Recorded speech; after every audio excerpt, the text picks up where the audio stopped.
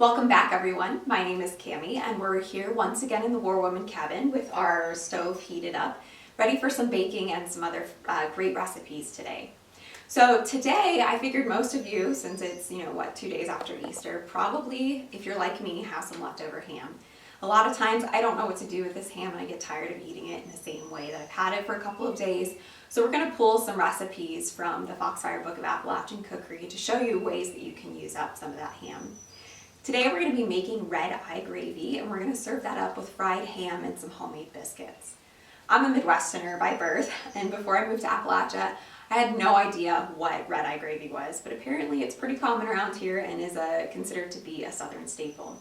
It's a really simple recipe made with just 2 ingredients, and that's fried ham, typically country ham, and black coffee. We're going to be using up some leftover, like I said, baked ham from Easter this weekend. So I'm going to show you a way that you can make it using a baked ham rather than a country ham, which is a cured salty meat that releases a little bit more fat. Now, if you don't have ham, don't worry. If you have leftover bacon grease or if you have some fresh bacon around, you can use that to make this gravy. We're also going to make a roux with it, which is just a combination of fat and water that's going to thicken it up slightly, but traditionally this is a pretty thin gravy. So if you want to skip the roux part, that's completely up to you. It's totally optional. I'm just going to make it to bulk it up a bit. Like I said, we're going to be serving this with biscuits, so we're going to go ahead and start on that first since our stove is pretty close to being ready. The oven's right about 300 degrees, so we're going to let it get just a little bit warmer and then we'll be able to bake these.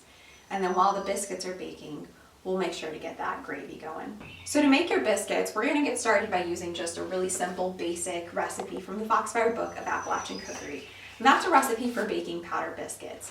This is pretty similar to the recipe you might find on the back of your baking powder canister, and is, like I said, a staple recipe. I use this all the time to make a quick batch of biscuits in the morning for breakfast, but I also love a good biscuit recipe because it's so versatile.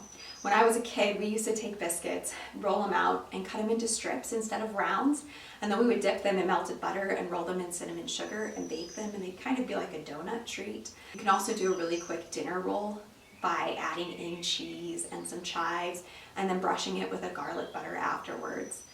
You can also fill biscuits with meats and sauces and things like that and get kind of like almost like a Renza or a Hot Pocket type dish out of it. So, there are all kinds of things that you can do with biscuits. If you have a special recipe that you use biscuit dough for, make sure to share it with us. I'd love to try out some new recipes with biscuits. So we're going to get started by just taking 2 cups of flour. I am, again, using all-purpose flour, but you can get creative with this and make, cornmeal biscuits by subbing in a little bit of cornmeal. You can also add in a little bit of whole wheat flour or a little bit of rye flour, whatever you have on hand. This biscuit recipe is really great because you can pretty much sub any of the ingredients for whatever you have on hand. Okay, that's my 2 cups of flour, and now I'm going to take a half teaspoon of salt.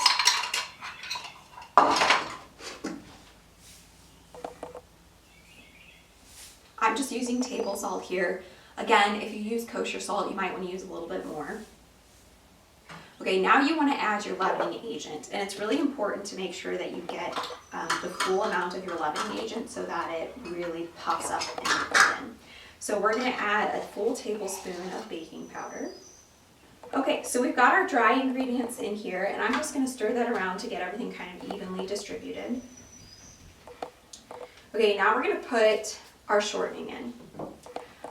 I'm going to be using lard today because that's what the recipe calls for. If you're at home, I highly recommend freezing a stick of butter, and instead of cutting that into your biscuit mixture, grate it and then put the entire mixture back in the freezer for like 10 minutes. That's really going to ensure that your shortening, your lard, your fat, whatever you have is really cold, and that's going to create a really flaky biscuit. So you're going to take 1/3 cup of your fat, whatever it is. Again, I'm using a measuring cup here because I'm scooping out my lard. And you just want to work this until it is like a crumbly mixture. So you can use a pastry cutter for this process. You can use a fork. You can use 2 knives drawn in crosswise directions. Or like I said, if you have butter, you can just grate it in. I'm going to work it with my fingers, and that's going to just help me really break up this lard really well. Since I put it in as a huge clump, it's easier to work with the fingers, because you want it evenly distributed and you want it to get to a really crumbly texture. So you should have like pea-sized clumps throughout your flour mixture. Okay, so now we've got the lard pretty well mixed into our flour mixture. It's formed some really nice pea-sized clumps. It's still pretty coarse, but the lard's really well mixed into the flour. So now we're going to add our milk, and you want to add just enough milk that it forms a nice sticky dough. You don't want to add too much milk. You also don't want it to be too dry, so it's kind of takes a little bit of practice to know what you should be looking for.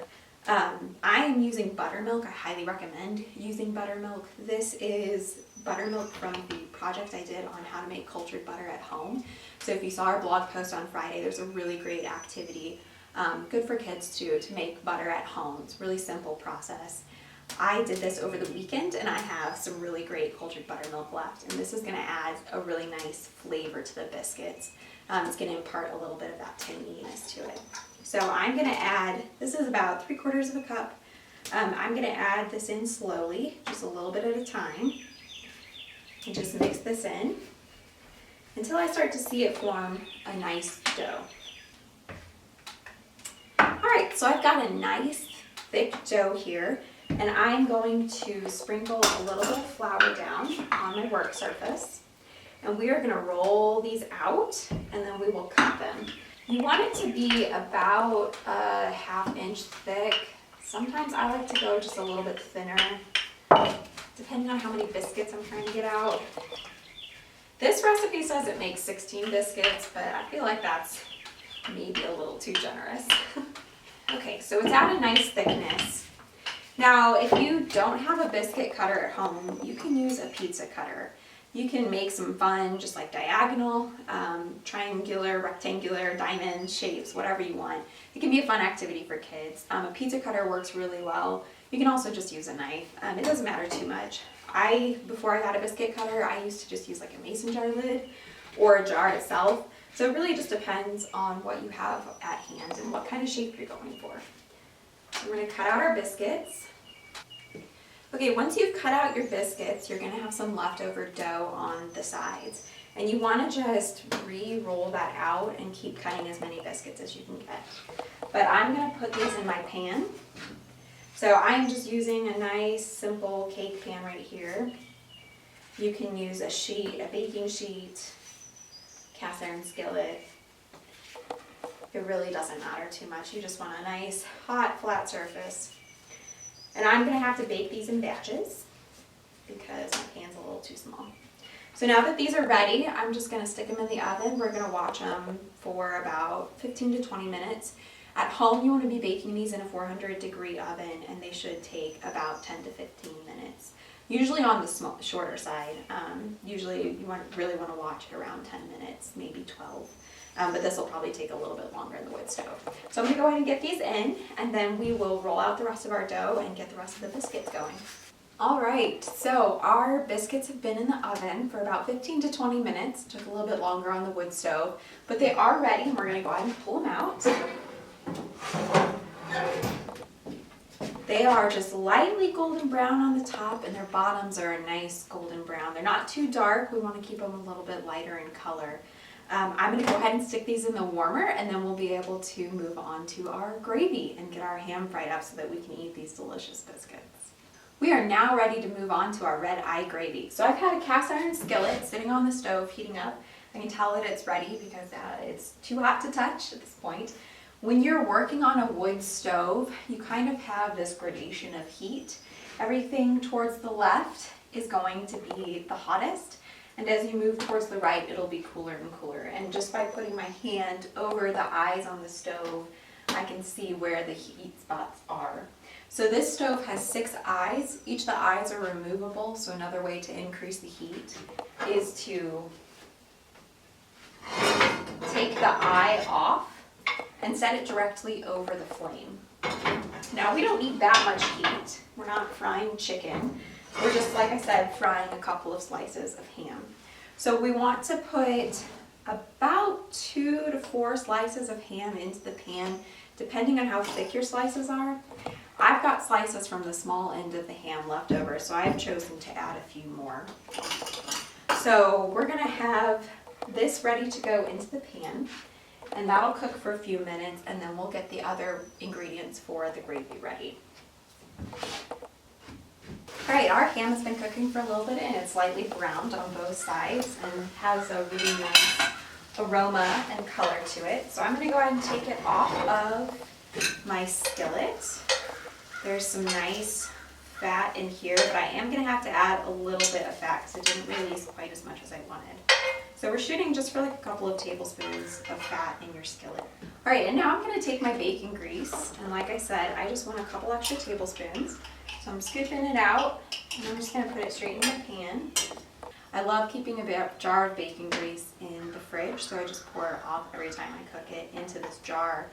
And it's excellent to season your cast iron with. So I use this to season my cast iron every time I use it. This is also really great for making cornbread, and I will be sharing my cornbread recipe with you guys at some point.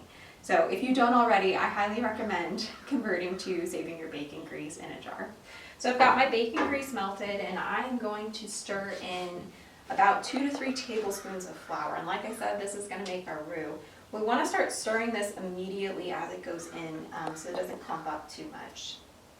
So it should kind of make a thick round paste. If you need to thin it out a bit, just add a little extra fat. Our roux's been cooking for about 5 minutes, and it's gotten this really nice, toasty, light golden brown color to it. I've been scraping it occasionally to pick up some of those nice bits of ham fat that got left in the back of the pan. Kind of like deglazing if you do that.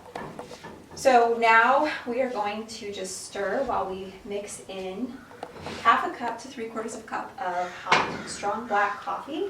I've had this sitting on the wood stove keeping warm. I'm going to add this in. I'm going to mix it in really well and make sure that it's not too clumpy with those leftover bits of the roux. And just let this cook over your pan for just a few minutes, 3 to 5 minutes. You just want the liquid to reduce somewhat. On your stove at home, you want to reduce the temperature probably to medium-low. I'm just going to move this over a bit, and it already, look at that color, it already looks delicious, and the smell is amazing. And I'm going to add just a little bit of black pepper. And I'm going to let that cook just a little bit longer.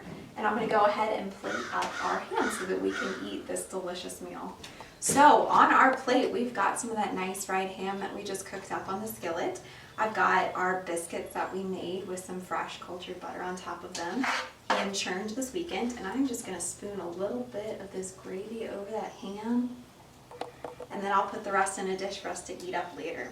So I hope you all enjoy this, and if you have your own way of making a gravy or something else that you love to do with your ham or your biscuits, please share. Again, I'm always up for new recipes and love learning new things. So I hope you all had a wonderful holiday and are enjoying your time exploring the baking and cooking opportunities during quarantine. We'll be back next week with more pantry-friendly recipes for you.